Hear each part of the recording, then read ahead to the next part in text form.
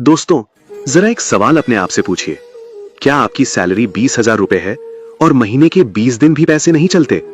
क्या सैलरी आते ही ऐसा लगता है कि यार पैसे आए भी थे या नहीं? अगर ऐसा होता है तो आप अकेले नहीं हैं। भारत में लाखों लोग हैं जिनकी सैलरी 15,000 से 25,000 रुपए के बीच है और उनमें से ज्यादातर लोग महीने के आखिर में यही सोचते हैं, पैसे बचते ही नहीं। लेकिन सच क्या है? सच ये है कि सेविंग सैलरी से नहीं, आदत से होती है।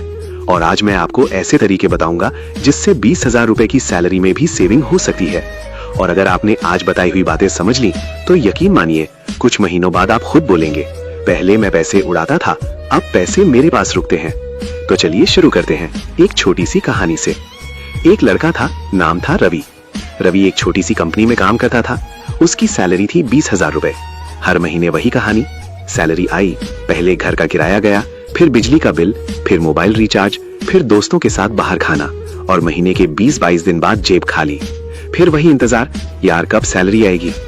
एक दिन रवि बहुत परेशान हो गया। उसने सोचा, क्या सच में 20,000 रुपए सैलरी में सेविंग नहीं हो सकती? फिर उसने एक छोटा सा काम शुरू किया। उसने अपने सारे खर्च लिखना शुरू किया। पहले दिन ही उसे पता चला 40 रुपए चाय में, 30 रुपए समोसे में, 50 रुपए ऑटो में, 200 रुपए बाहर खाने में। ऐसे ही छोटे छोटे खर्च। और महीने के अंत में उसने हिसाब लगाया तो उसे पता चला कि उसने 3,000 रुपए सिर्फ छोटे छोटे खर्चों में उड़ा दिए। उस दिन उसे समझ आया, पैसे कम नहीं थे, खर्च अनियंत्रित थे। दोस्तों, हम में से बहुत लोग यही गलती करते हैं। हम सोचते हैं पहले खर्च करेंगे, फिर जो बचेगा वो सेव करेंगे। लेकिन सच क्या है? सच ये है, सेविंग कभी बची हुई चीज नहीं होती। सेविंग हमेशा पहले की जाती है। अमीर लोग क्या करते हैं? सैलरी आते ही पहले सेविंग करते हैं और जो बचता है उससे खर्च करते हैं। लेकिन गरीब और मिडिल क्लास क्या करते हैं? पहले खर्च फिर सेविंग।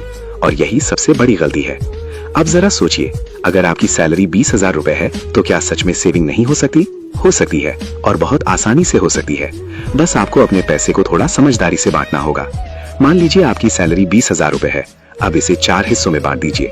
पहला हिस्सा जरूरी खर्च, जैसे किराया, बिजली, राशन, मोबाइल, इन सब के लिए मान लीजिए 12,000 रुपए।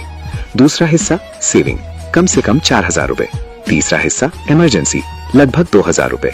और चौथा हिस्सा आपके छोटे शौक, जैसे कभी बाहर खाना, दोस्तों के साथ घूमना, इसके लिए 2,000 रुपए। अब अगर आप हर महीने 4,000 रुपए सेविंग करते हैं तो साल में कितना होगा? 4,000 रुपए गुना 12 यानी 48,000 रुपए। सोचिए, जिसे लगता था कि सेविंग नहीं हो सकती वो साल में 50,000 रुपए बचा सकता है। और अगर यही सेविंग आप 3 साल करते हैं तो लगभग 1.5 लाख रुपए, और ये सब बिना सैलरी बढ़ाए। अब एक और बहुत जरूरी बात, अगर आप सेविंग करना चाहते हैं तो आज से एक आदत शुरू कीजिए। हर खर्च लिखिए। 10 रुपए भी खर्च हुआ तो लिखिए, क्योंकि जब आप खर्च लिखते हैं तो आपको पता चलता है पैसे कहाँ उड़ रहे हैं। अक्सर ऐसा होता है, हम सोचते हैं कि हमने ज्यादा खर्च नहीं किया, लेकिन जब हिसाब करते हैं तो पता चलता है कि छोटे छोटे खर्च मिलकर हजारों रुपए बन गए। अब मैं आपको कुछ ऐसे खर्च बताता हूँ जो सबसे ज्यादा पैसा खत्म करते हैं। पहला, बेवजह ऑनलाइन शॉपिंग। कई बार हम जरूरत से ज्यादा चीजें खरीद लेते हैं। दूसरा, रोज बाहर का खाना। अगर आप रोज 100 रुपए भी बाहर खर्च करते हैं तो महीने में 3,000 रुपए। तीसरा, महंगे मोबाइल EMI। सैलरी 20,000 और मोबाइल 30,000, ये सबसे बड़ी गलती है। चौथा, दिखावा, लोगों को दिखाने के लिए खर्च। दोस्तों, दिखावे से कभी कोई अमीर नहीं बना। अमीर वही बनता है जो पैसा बचाता है। अब एक बहुत आसान तरीका, अगर आप रोज 100 रुपए बचाते हैं तो महीने में 3,000 रुपए और साल में 36,000 रुपए। सिर्फ 100 रुपए रोज, इतना तो हम चाय, समोसे और बेवजह खर्च में उड़ा देते हैं। लेकिन अगर वही पैसा बचाया जाए तो धीरे धीरे एक बड़ी रकम बन जाती है। और यही छोटी सेविंग आगे चलकर आपकी सबसे बड़ी ताकत बनती है। क्योंकि सेविंग सिर्फ पैसा नहीं है, सेविंग है सुरक्षा, सेविंग है आत्मविश्वास, सेविंग है भविष्य। जब आपके पास पैसे होते हैं तो आपको डर नहीं लगता, और जब जेब खाली होती है तो छोटी सी समस्या भी बड़ी लगने लगती है। इसलिए आज से एक फैसला कीजिए, सैलरी छोटी हो सकती है लेकिन सेविंग की सोच बड़ी होनी चाहिए। और याद रखिए, आज की छोटी सेविंग कल की बड़ी आजादी बनती है। हो सकता है आज आपकी सैलरी 20,000 हो, लेकिन अगर आपने सेविंग की आदत बना ली तो आने वाले सालों में आपकी जिंदगी पूरी तरह बदल सकती है। और आखिर में बस एक बात याद रखिए, पैसे कमाने से ज्यादा जरूरी है पैसे संभालना, क्योंकि जो पैसा संभालना सीख जाता है वही धीरे धीरे अमीर बनता है।